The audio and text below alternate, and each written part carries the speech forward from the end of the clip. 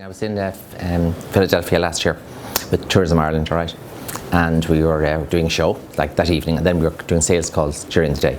So I wanted to get a bit of printing done. So I went up to the print store and I put my order in and got all that sorted, and then went off working all day. It was minus 23 degrees, so it was freezing, all right?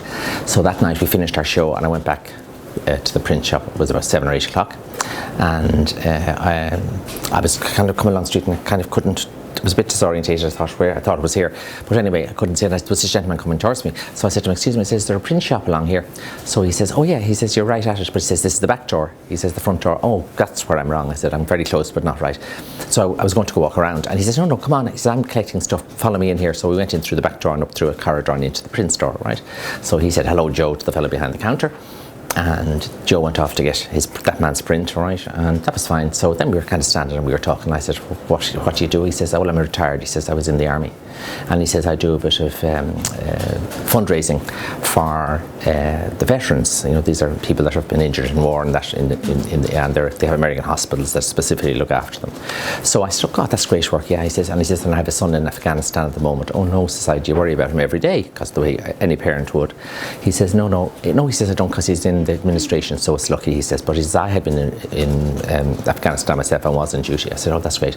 I said, "And what do you do now?" He says, "Well," he says, "I sell tickets and I said, give the commission to the Veterans Fund." He says, "Just volunteer." And oh God, I said, "You're very good." You know, I said, "Let me give you something for the fund." And I put my hand in my pocket. I took out $20 and I gave him the $20 to put into the fund.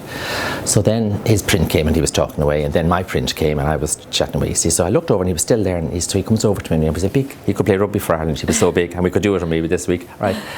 Big fella, and he comes over and he puts his arms around me and he says, "Listen," he says, "I'm after telling you a pack of lies." He says, "I'm not collecting for the veterans at all." He says, "I'm a street bum." He says, "And I sell tickets, all right, but I take the commission for myself." And he says, "I want to give you back the $20 because," he says, "you're the first person that has spoken to me like a proper person in 5 years." Wow. He says, and I said, "Well, listen now here, you don't give me any 20 back, first of all." I said, "Right, you keep that."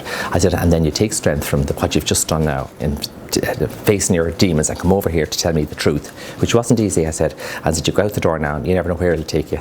Be a bit more alive or whatever, you know." I said, "But before you go to, how do you end up on the street?" Because I often look at these people and think, how did they get there? He says, "Well, I was divorced 5 years ago. My wife got the house." He says, "I was left with no house. It was the summer. It was lovely." He says, "I slept in the park." And he says, "I really never got back on track ever since then." Well, I said, maybe today will be the start of that. So off you go. So I don't know where he is today. But I just thought it was such a difficult thing for him to do, and such a nice thing for him to say to me that I was the first person that spoke to him. Do you know what I mean? Which is nice, you know. But so small little things bring big things for me afterwards. All right. I don't know where he is today, the same man.